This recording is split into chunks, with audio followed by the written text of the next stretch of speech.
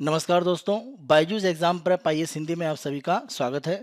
आज हम आपके सामने 24 जनवरी 2022 के दैनिक क्विज प्रस्तुत कर रहे हैं, जिसमें द हिंदू अखबार तथा पीआईबी से संबंधित प्रमुख समाचारों के आधार पर प्रारंभिक परीक्षा के प्रश्न पूछे जाते हैं। उसी के साथ साथ विगत वर्षों में यूपीएससी की परीक्षा में पूछे गए प्रश्न भी हम आपको प्रैक्टिस के लिए देते हैं और अंत में आज के प्रमुख तथ्य के संबंध में चर्चा करते हैं। आज के अपने दैनिक क्विज को प्रारंभ करते हैं।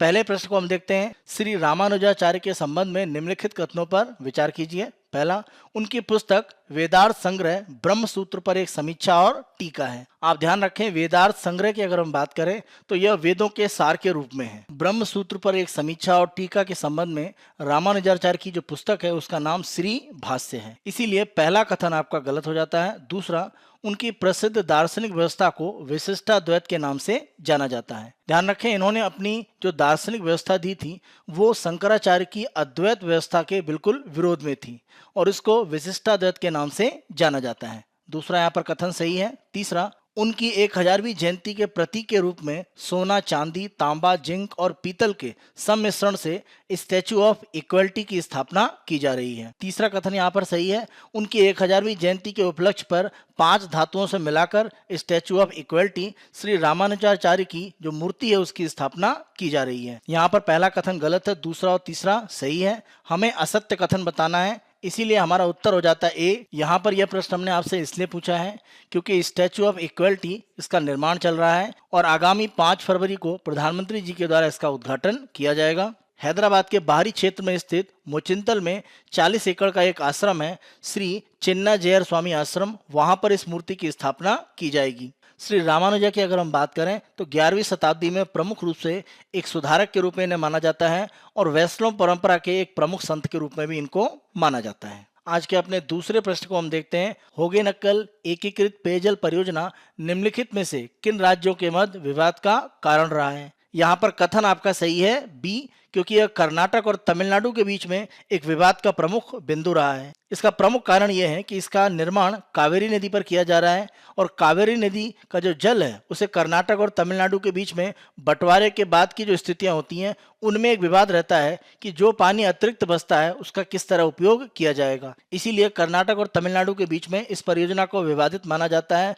जो तमिलनाडु के द्वारा प्रमुख रूप से स्थापित की जा रही है। यह प्रश्न हमने आपसे इसलिए पूछा है क्योंकि तमिलनाडु की तरफ से स्पष्ट रूप से कहा गया है कि होगेनकल पेयजल परियोजना को लेकर वो अपने काम को अवश्य करेंगे और इस पर कर्नाटक या किसी अन्य राज्य का कोई जो विरोध है उससे अलग हटते हुए उस परियोजना को पूरा करने का वो प्रयास करेंगे। आज के अपने तीसरे प्रश्न को हम देखते हैं। इंसाकॉग के संबंध में निम्नलिखित कथनों पर विचार कीजिए। इंसाकॉग का मतलब Indian SARS covid 2 consortium on genomics. INSACOG SARS covid 2 में जीनोमिक विविधताओं की निगरानी हेतु देश की प्रयोगशालाओं की एक सह व्यवस्था है। पहला कथन यहाँ पर सही है। यह भारत में अलग अलग जो प्रयोगशालाएं हैं उनका एक समूह है जिसके माध्यम से प्रमुख रूप से सार्स कोविड 2 में जो भी उसके जीन में अलग अलग परिवर्तन हो रहे हैं, अलग अलग संस्करण बन रहे हैं, उसके संबंध में निगरानी की जाती है। दूसरा कथन, यह केंद्रीय स्वास्थ्य और परिवार कल्याण मंत्रालय, जैव प्रौद्योगिकी विभाग, वैज्ञानिक और औद्योगिक अनुसंधान परिषद CSIR तथा भारतीय चिकित्सा अनुसंधान परिषद ICMR की एक संयुक्त पहल है। दूसरा कथन भी यहाँ पर सही है। इन अलग अलग संस्थाओं, मंत्रालय और विभाग की सम्मिलित रूप में पहल है इंसाकॉग। तीसरा कथन हम देखते हैं।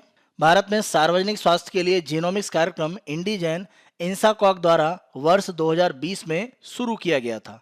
आप ध्यान रखें, इंडिजन की अगर हम बात करें तो भारत में लोगों के जीन के संबंध में जो भी विविधता है उसको प्रमुख रूप से मापने के लिए जीन सीक्वेंसिंग का एक ये कार्यक्रम है, जिसे अप्रैल 2019 में प्रमुख रूप से CSIR के द्वारा प्रारंभ किया गया था। इसका इंसाकॉग के साथ में संबंध नहीं है, इसीलिए तीसरा कथन गलत हो जाता है। पहला और दूसरा कथन सत्य है, इसीलिए आपका आंसर हो जाता है डी, केवल 1 और 2। यह प्रश्न हमने इसलिए पूछा है क्योंकि इंसाकॉग के द्वारा एक रिपोर्ट जारी की गई है जिसके माध्यम से यह कहा गया है कि ओमिक्रॉन जो संस्करण है उसका भारत में जो विस्तार है वो समुदाय के स्तर पर तेजी से बढ़ रहा है, यानी कम्युनिटी ट्रांसमिशन की जो स्थिति है वो धीरे धीरे बन रही है। अभी भी इसके जो मामले हैं उसमें अगर लोग ग्रसित होते हैं तो उनको बहुत अधिक नुकसान नहीं हो रहा है, लेकिन लोगों के अस्पताल में भर्ती होने और आईसीयू की स्थिति में जाने की जो संख्या है वो धीरे धीरे बढ़ रही है। आज के चौथे प्रश्न को हम देखते हैं। नेताजी सुभाष चंद्र बोस के संबंध में दिए गए कथनों में से कौन सा या कौन से सही हैं या हैं? वह हिंद स्वराज नामक पुस्तक के लेखक हैं, जो वर्ष 1920 से 1942 तक भारतीय स्वतंत्रता आंदोलन को समाहित करती है। हिंद स्वराज पुस्तक के लेखक महात्मा गांधी हैं, सुभाष चंद्र बोस नहीं है, इसीलिए पहला कथन गलत हो जाता है। दूसरा, उन्होंने स्वराज नामक एक समाचार पत्र शुरू किया। दूसरा कथन सही है, नेताजी के द्वारा स्वराज नामक एक समाचार पत्र प्रारंभ किया गया था। तीसरा, मांडले की जेल से रिहा होने के तुरंत बाद वे भारतीय राष्ट्रीय कांग्रेस के महासचिव बनाए गए थे। ध्यान रखें, 1927 में मांडले जेल से रिहा होने के बाद उन्हें भारतीय राष्ट्रीय कांग्रेस का महासचिव बनाया गया था। तीसरा कथन सही है। चौथा, उन्होंने वर्ष 1939 में कांग्रेस के भीतर एक गुट के रूप में नौजवान भारत सभा की स्थापना की। ध्यान रखें, नौजवान भारत सभा संस्था भगत सिंह के द्वारा स्थापित की गई थी, न कि नेताजी के द्वारा। नेताजी के द्वारा 1939 में कांग्रेस के भीतर एक गुट के रूप में फॉरवर्ड ब्लॉक का गठन किया गया था, इसीलिए चौथा यहाँ पर कथन गलत हो जाता है। आपसे पूछा गया है कौन से सत्य कथन है, इसीलिए दूसरा और तीसरा सत्य है। आपका उत्तर हो जाता है डी, केवल 2 और 3। यह प्रश्न हमने आपसे इसलिए पूछा है क्योंकि 23 जनवरी 2022 को नेताजी सुभाष चंद्र बोस की 125वीं जन्म तिथि मनाई गई। दैनिक क्विज के अपने दूसरे भाग में हम आते हैं, जहां पर हम यूपीएससी के विगत वर्ष में पूछे गए प्रश्न आपको प्रैक्टिस के लिए देते हैं। आज हमने 2020 में पूछा गया प्रश्न आपको दिया है। भारत के मरुभूमि राष्ट्रीय उद्यान के संदर्भ में निम्नलिखित में से कौन से कथन सही हैं? पहला, यह 2 जिलों में विस्तृत है। पहला कथन सही है क्योंकि यह राजस्थान के जैसलमेर और बाड़मेर जिले में विस्तृत है। दूसरा, उद्यान के अंदर कोई भी मानव पर्यावास नहीं है। दूसरा कथन यहाँ पर गलत हो जाता है, मानव बसाव की स्थितियां इस राष्ट्रीय उद्यान में हैं, इसीलिए दूसरा कथन गलत है। तीसरा, यह ग्रेट इंडियन बस्टर्ड के प्राकृतिक आवासों में से एक है। तीसरा कथन सही है, ग्रेट इंडियन बस्टर्ड को आप मरुभूमि राष्ट्रीय उद्यान में देख सकते हैं। यहाँ पर पहला और तीसरा कथन सही है, इसीलिए आपका उत्तर हो जाता है सी, केवल 1 और 3 सत्य है। दैनिक क्विज के अपने अंतिम भाग में हम आते हैं, जहां पर हम आज के तथ्य की चर्चा करेंगे। और यहाँ पर 1922 में गुजरात के साबरकांठा में अंग्रेजों के द्वारा आदिवासियों पर किए गए एक नरसंहार को हमने प्रमुख रूप से शामिल किया है। इस नरसंहार के संबंध में अगर हम देखें तो इतिहास में बहुत ज्यादा इसका वर्णन नहीं है।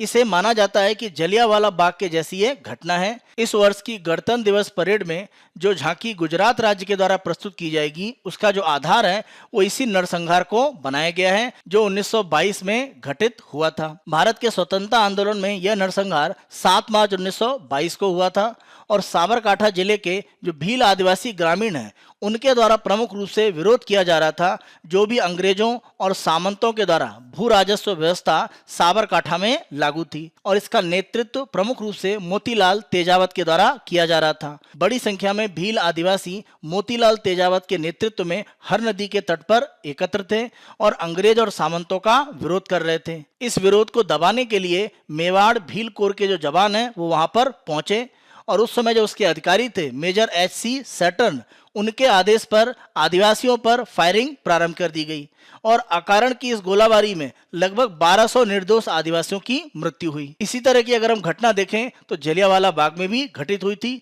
इस नरसंहार में गुजरात के साबरकांठा जिले के पाल और दधवा गांव में रहने वाले जो आदिवासी हैं उनकी एक तरह से मृत्यु हुई। यह नरसंहार ब्रिटिश सरकार की जो क्रूरता है उसको दर्शाता है और भारतीयों के द्वारा अपनी स्वतंत्रता के लिए कितने बड़े बलिदान दिए गए हैं उनको स्पष्ट रूप में यह घटना दर्शाती है। यह हमारा 24 जनवरी 2022 का दैनिक क्विज है।